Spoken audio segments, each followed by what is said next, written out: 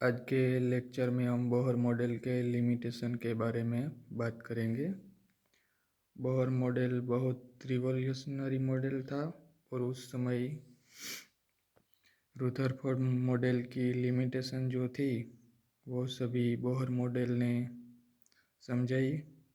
Atom की stability भी अच्छी तरह से बोहर मॉडल में एक्सप्लेन की गई, लेकिन बोहर मॉडल सिर्फ हाइड्रोजेनिक एटम के लिए एप्लीकेबल था।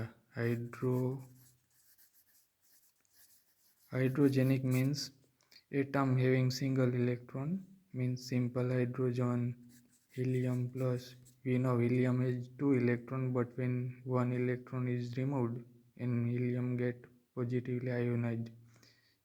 Singly ionized helium atom, doubly ionized lithium atom.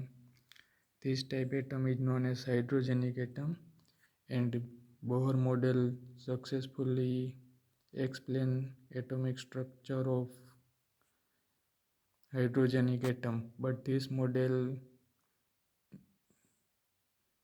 fails to explain multi-electron system. There are simple reasons to this failure.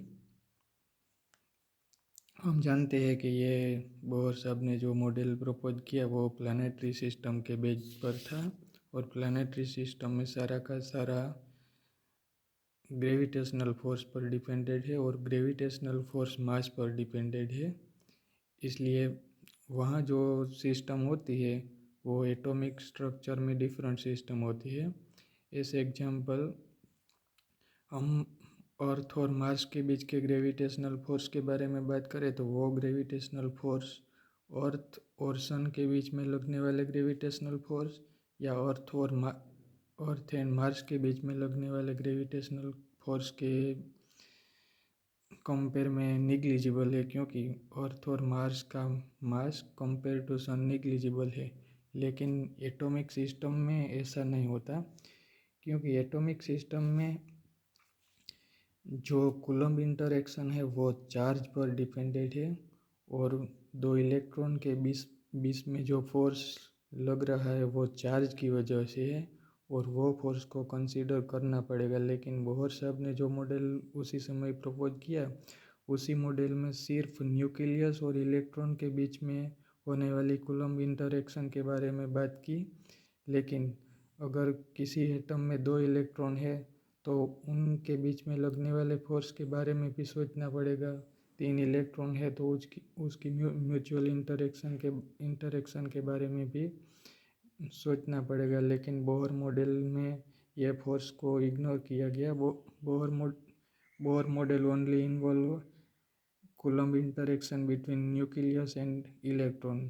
They not consider any about Coulomb interaction between two and more electrons. Therefore, this model fails to explain multi-electron system.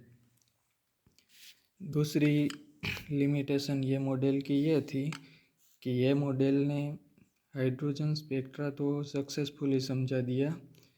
वो hydrogen atom की सभी spectral series, Lyman series, बामर series वो successfully explain कर सका, लेकिन उसकी जो spectral line है उसकी रिलेटिव इंटेंसिटी के बारे में ये मॉडल कुछ समझा नहीं सका।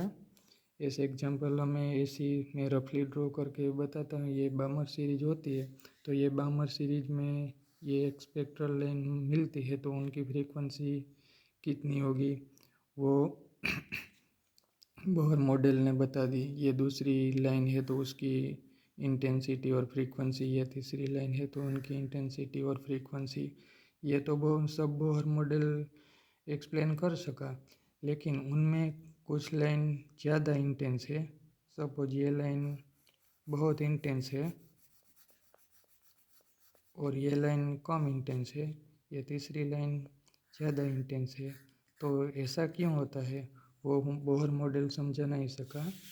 उसके बारे में हम बात करें तो शायद ये न्यूक्लियस है और यहाँ इलेक्ट्रॉन रिवॉल्विंग कर रहा है, तो जब इलेक्ट्रॉन यहाँ से यहाँ गिरेगा तब वो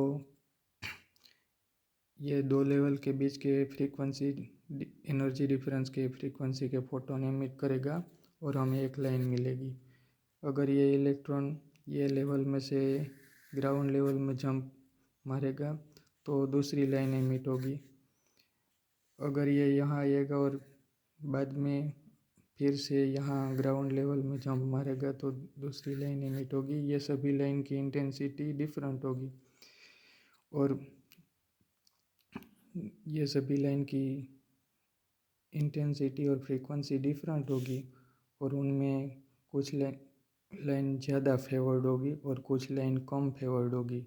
लेकिन उसी समय बोहर साहब ने जो मॉडल प्रपोज किया उसमें ये शायद सोचा होगा कि सभी लाइन की इंटेंसिटी शायद इक्वल प्रोबेबल रहती होगी। लेकिन आज हम क्वांटम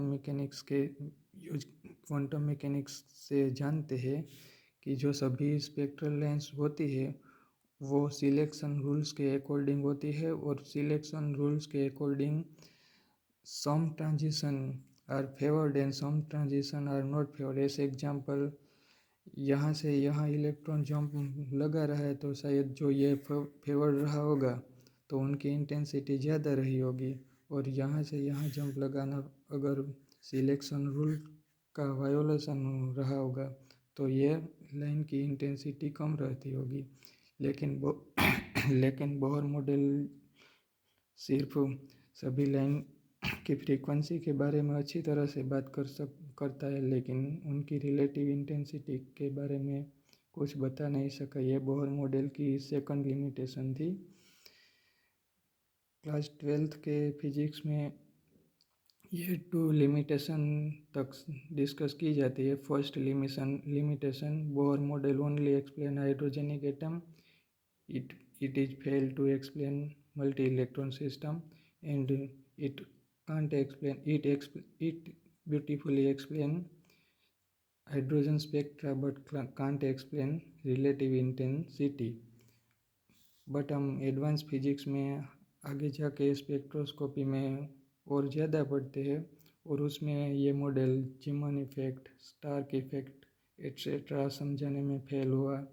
और ऐसा होने की वजह यह है कि यह मॉडल क्लासिकल आइडिया और क्वांटम आइडिया दोनों का मिक्सअप है, इसलिए यह मॉडल को सेमी क्लासिकल मॉडल बोला जाता है।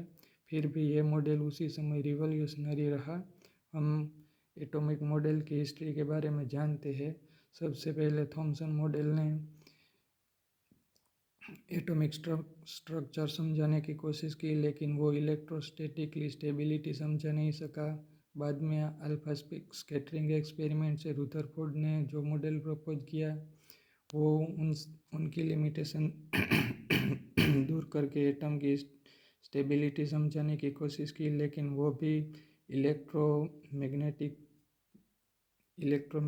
वेव के एमिशन की वजह से स्टेबिलिटी समझा नहीं सका। बाद में उनके स्टूडेंट रहे नील्स बोहर ने जो मॉडल प्रपोज किया वो स्टेबिलिटी और हाइड्रोजन के स्पेक्ट्रा को अच्छी तरह से समझा सका लेकिन उसमें सिर्फ हाइड्रोजनिक एटम और ये रिलेटिव इंटेंसिटी के कॉन्सेप्ट को समझा नहीं सका। और बाद में हम आगे जाकर पढ़ेंगे कि इलेक्ट्रॉन की स्पिन डिस्कवर हुई और आगे सोमरफेल्ड विल्सन मॉडल, बाद में वेक्टर और एटम मॉडल और लेटेस्ट वेव थियोरी के डेवलपिंग के बाद क्वांटम मैकेनिक्स के मॉडल का डेवलपिंग हुआ और एटॉमिक स्ट्रक्चर को हम अच्छी तरह से समझ सके।